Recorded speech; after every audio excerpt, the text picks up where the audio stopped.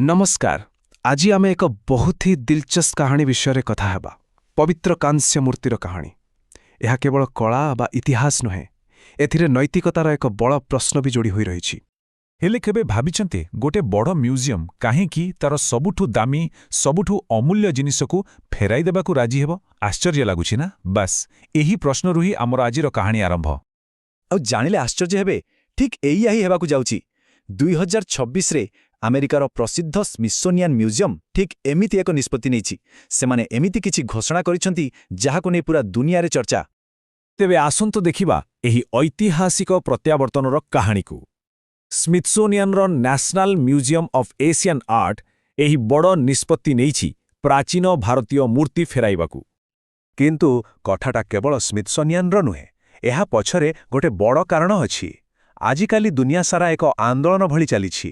ମ୍ୟୁଜିୟମ୍ଗୁଡ଼ିକ ଏବେ ନିଜର ସଂଗ୍ରହକୁ ନୂଆ ଦୃଷ୍ଟିରେ ଦେଖୁଛନ୍ତି। ସେମାନେ ଭାବୁଛନ୍ତି କ'ଣ ଠିକ୍ ଆଉ କ'ଣ ଭୁଲ।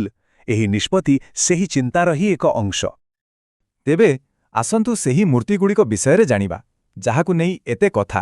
ଦେଖନ୍ତୁ, ଏଗୁଡ଼ିକ କେବଳ ସାଧାରଣ କଳାକୃତି ନୁହେଁ। ଭାରତ ପାଇଁ ଏଗୁଡ଼ିକ ହେଉଛନ୍ତି ଜୀବନ୍ତ ଦେବତା। ଏମାନଙ୍କର ଆଧ୍ୟାତ୍ମିକ ମହତ୍ତ୍ୱ ବହୁତ ବେଶୀ। ସେଥିମଧ୍ୟରୁ ପ୍ରଥମ ଆଉ ସବୁଠୁ ପ୍ରସିଦ୍ଧ ହେଉଛନ୍ତି ଶିବ ନଟରାଜ। ଏହା 10ମ ଶତାବ୍ଦୀର ଚୋଳ ସାମ୍ରାଜ୍ୟ ସମୟର। ଏହି ମୂର୍ତ୍ତିରେ ଭଗବାନ ଶିବଙ୍କର ସେହି ବ୍ରହ୍ମାଣ୍ଡୀୟ ନୃତ୍ୟ ରୂପକୁ ଦେଖିବାକୁ ମିଳେ। ତାହାପରେ ଆସୁଛି ସୋମାସ୍କନ୍ଦ ମୂର୍ତ୍ତି। ଏହା ଦ୍ୱାଦଶ ଶତାବ୍ଦୀର, ଆଉ ଏଥିରେ ଶିବ, ପାର୍ବତୀ ଓ ତାଙ୍କ ପୁତ୍ର ସ୍କନ୍ଦ ଅର୍ଥାତ୍ ସମ୍ପୂର୍ଣ୍ଣ ଦିବ୍ୟ ପରିବାରକୁ ଚିତ୍ରିତ କରାଯାଇଛି। ଆଉ ତୃତୀୟଟି ହେଉଛି ସନ୍ଥ ସୁନ୍ଦରାରା ଓ ତାଙ୍କ ପତ୍ନୀ ପର୍ଭାଇଙ୍କ ମୂର୍ତ୍ତି। ଏହା ଟିକେ ପରେ ସମୟର 16ଶ ଶତାବ୍ଦୀର ବିଜୟନଗର ସାମ୍ରାଜ୍ୟର କଳାକୃତି। ଏଠି ଗୋଟେ କଥା ବୁଝିବା ନିହାତି ଦରକାର। ଏହି ମୂର୍ତ୍ତିଗୁଡ଼ିକୁ କେବେ ବି ମ୍ୟୁଜିୟମ୍ରେ ସଜାଇ ରଖିବା ପାଇଁ ତିଆରି ହୋଇନଥିଲା। ଏଗୁଡ଼ିକ ମନ୍ଦିରର ପୂଜା ପାଇଁ ଥିଲା, ଧାର୍ମିକ ଶୋଭାଯାତ୍ରାରେ ବାହାରୁଥିଲା। ତେଣୁ ଏଗୁଡ଼ିକୁ ଫେରାଇ ଆଣିବା କେବଳ ଗୋଟେ କଳାକୃତିକୁ ଫେରାଇବା ନୁହେଁ, ଏହା ଏକ ଆଧ୍ୟାତ୍ମିକ ପ୍ରସଙ୍ଗ। କିନ୍ତୁ ପ୍ରଶ୍ନ ଉଠୁଛି, ଏତେ ବର୍ଷ ପରେ ମ୍ୟୁଜିୟମ୍ କେମିତି ଜାଣିଲା ଯେ ଏଗୁଡ଼ିକୁ ଚୋରି ହୋଇ ଆସିଥିଲା? ଏହା ପଛର କାହାଣୀ କୌଣସି ଗୋଇନ୍ଦା କାହାଣୀଠାରୁ କମ୍ ନୁହେଁ। ଚାଲନ୍ତୁ ଦେଖିବା କେମିତି ସତ୍ୟ ସାମ୍ନାକୁ ଆସିଲା। ଦେଖନ୍ତୁ, ଏହି କାହାଣୀ ଆରମ୍ଭ ହେଉଛି 1950 ଦଶକରୁ। ସେତେବେଳେ ଏହି ମୂର୍ତ୍ତିଗୁଡ଼ିକ ତାମିଲନାଡୁର ମନ୍ଦିରରେ ଥିଲା ଆଉ ତାର ଫଟୋ ବି ଉଠାଯାଇଥିଲା। ହେଲେ 2002ରେ ନକଲି କାଗଜପତ୍ର ଦେଖାଇ ଶିବ ନଟରାଜ ମୂର୍ତ୍ତିକୁ ମ୍ୟୁଜିୟମ୍କୁ ବିକ୍ରି କରିଦିଆଗଲା।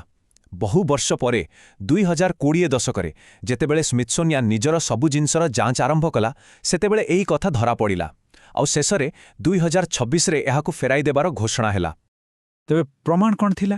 ସବୁଠୁ ବଡ଼ ପ୍ରମାଣ ଥିଲା ସେହି ପୁରୁଣା ଫଟୋ, ଯେଉଁଥିରେ ସ୍ପଷ୍ଟ ଜଣାପଡ଼ୁଥିଲା ଯେ ଏହି ମୂର୍ତ୍ତିଗୁଡ଼ିକ ଦିନେ ଭାରତର ମନ୍ଦିରରେ ପୂଜା ପାଉଥିଲେ। ଆଉ ଯେତେବେଳେ ଭାରତୀୟ ପ୍ରତ୍ନତାତ୍ତ୍ୱିକ ସର୍ବେକ୍ଷଣ ସଂସ୍ଥା ଏହାକୁ ନିଶ୍ଚିତ କଲା, ସେତେବେଳେ ଆଉ କୌଣସି ସନ୍ଦେହ ରହିଲା ନାହିଁ। ଆଉ ଏହି ପ୍ରମାଣ ମିଳିବା ପରେ ସ୍ମିଥସୋନିଆନ୍ ମଧ୍ୟ ନିଜର ନୈତିକ ଦାୟିତ୍ୱ ସ୍ୱୀକାର କଲା। ସେମାନେ କହିଲେ, ଯେତେବେଳେ ଏହା ପ୍ରମାଣିତ ଯେ ଏହି ଜିନିଷଗୁଡ଼ିକ ବେଆଇନ ଭାବେ ଅଣାଯାଇଛି, ତାକୁ ଫେରାଇ ଦେବା ହିଁ ଆମର କର୍ତ୍ତବ୍ୟ। କିନ୍ତୁ ଏ କାହାଣୀ କେବଳ ଏହି 3ଟି ମୂର୍ତ୍ତିର ନୁହେଁ, ଏହା ଏକ ବଡ଼ ପରିବର୍ତ୍ତନର ସଙ୍କେତ। ତେବେ ପ୍ରଶ୍ନ ହେଉଛି, ଏସବୁ ଆଜିକାଲି ହିଁ କାହିଁକି ହେଉଛି? ଏହା ପଛରେ କାରଣ କ'ଣ? ଏହି ବିଷୟକୁ ବୁଝିବା ପାଇଁ ଗୋଟେ ଶବ୍ଦ ଜାଣିବା ଜରୁରୀ। ତାହା ହେଉଛି ପ୍ରୋଭେନାନ୍ସ। ଏହାର ସିଧାସଳଖ ଅର୍ଥ ହେଲା କୌଣସି କଳାକୃତିର ମାଲିକାନାର ପୂରା ଇତିହାସ। ମାନେ ସେଟା କେଉଁଠୁ ଆସିଲା, କାହା କାହା ପାଖରେ ଥିଲା, ସବୁକିଛିର ଲିଖିତ ରେକର୍ଡ। ଏହା ହିଁ ତାର ଅସଲି ପରିଚୟ। ଦେଖନ୍ତୁ, ମ୍ୟୁଜିୟମ୍ର ନୀତି ନିୟମରେ ଆକାଶ ପାତାଳ ଫରକ ଆସିଛି। ଆଗରୁ ବିଶେଷ କରି ଔପନିବେଶିକ ସମୟରେ କାଗଜପତ୍ର ଠିକ୍ ନଥିଲେ ବି ଜିନିଷ ସଂଗ୍ରହ କରିଦିଆଯାଉଥିଲା। କିନ୍ତୁ ଆଜି ସମୟ ବଦଳିଛି। ଏବେ କଠୋର ଭାବେ ଯାଞ୍ଚ କରାଯାଉଛି, ଆଉ ଯେଉଁ ଦେଶର ଜିନିଷ ସେହି ଦେଶ ସହିତ ମିଶି କାମ କରାଯାଉଛି। ଆଉ ଏ କ୍ଷେତ୍ରରେ ଆଇନ ଆଉ ସଂସ୍କୃତି ଦୁଇଟି ଯାକ ଜିନିଷର ବଡ଼ ଭୂମିକା ରହିଛି। ଗୋଟେ ପଟେ ଚୋଳ କାଂସ୍ୟ ମୂର୍ତ୍ତି ନିଜର କାରିଗରୀ ପାଇଁ ପୁରା ଦୁନିଆରେ ପ୍ରସିଦ୍ଧ, ଆଉ ଅନ୍ୟପଟେ ଭାରତରେ ଏହାକୁ ଜୀବନ୍ତ ଦେବତା ଭାବେ ପୂଜା କରାଯାଏ। ଏଥିପାଇଁ ଭାରତର ଆଇନ ବହୁତ କଳା। ଏଭଳି ଐତିହ୍ୟକୁ ଦେଶ ବାହାରକୁ ନେବା ସମ୍ପୂର୍ଣ୍ଣ ବେଆଇନ। ତେବେ ଏହି ସବୁ ଘଟଣାରୁ ଆମେ କ'ଣ ବୁଝିବା? ମ୍ୟୁଜିୟମ୍ଗୁଡ଼ିକର ଭବିଷ୍ୟତ କ'ଣ ହେବ? ଏହା ଏକ ନୂଆ ଯୁଗର ଆରମ୍ଭ, ଯେଉଁଠି ସାଂସ୍କୃତିକ ଆଦାନ ପ୍ରଦାନର ଏକ ନୂଆ ମଡେଲ ତିଆରି ହେଉଛି। ଆସନ୍ତୁ ଥରେ ପୁରା ଘଟଣା ଉପରେ ନଜର ପକାଇଦେବା। ଆମେରିକାର ସ୍ମିଥସୋନିଆନ୍ ମ୍ୟୁଜିୟମ୍ ତିନୋଟି ପ୍ରାଚୀନ ଭାରତୀୟ କାଂସ୍ୟ ମୂର୍ତ୍ତି ଫେରାଉଛି ଶିବନଟରାଜ, ସୋମାସ୍କନ୍ଦ ଓ ସନ୍ଥ ସୁନ୍ଦରାର। କାରଣ ଏଗୁଡ଼ିକ ଭାରତୀୟ ଆଇନର ଉଲ୍ଲଂଘନ କରି ଅଣାଯାଇଥିଲା। କିନ୍ତୁ ଏଥିରେ ଗୋଟେ ବିଶେଷ ବ୍ୟବସ୍ଥା ବି ଅଛି, ଯେଉଁଥିରେ ଶିବନଟରାଜଙ୍କୁ ପୁଣିଥରେ ଦୀର୍ଘ ସମୟ ପାଇଁ ଋଣ ଆକାରରେ ରଖାଯିବା। ଆଉ ଏହି ସମାଧାନଟି ବହୁତ ମଜାଦାର। ଶିବନଟରାଜ ମୂର୍ତ୍ତିଟି ପ୍ରଥମେ ଭାରତକୁ ଫେରିବ, ଯାହାଦ୍ୱାରା ଭାରତର ମାଲିକାନା ସ୍ୱୀକୃତ ହେବ। ତାପରେ ଏହାକୁ ପୁଣି ଥରେ ଲମ୍ବା ସମୟ ପାଇଁ ଋଣ ଆକାରରେ ସ୍ମିଥସୋନିଆନକୁ ଦିଆଯିବ। ଏହାଦ୍ୱାରା ଦୁଇଟିଯାକ ଉଦ୍ଦେଶ୍ୟ ପୂରଣ ହେଉଛି। ଭାରତର ଅଧିକାରକୁ ସମ୍ମାନ ମିଳୁଛି, ଆଉ ସାରା ବିଶ୍ୱର ଲୋକେ ଏହି ଅଦ୍ଭୁତ କଳାକୃତିକୁ ଦେଖିପାରୁଛନ୍ତି। ତେବେ ଶେଷରେ ଏହି ପୂରା କାହାଣୀ ଆମ ସାମ୍ନାରେ ଗୋଟେ ବଡ଼ ପ୍ରଶ୍ନ ଛିଡ଼ା କରୁଛି। ଅତୀତର ମାଲିକ କିଏ ହେବା ଉଚିତ?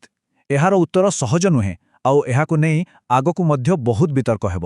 ଏହି ପ୍ରଶ୍ନ ସହିତ ଆଜିର ଆଲୋଚନାକୁ ଏଇଠି ଶେଷ କରୁଛୁ।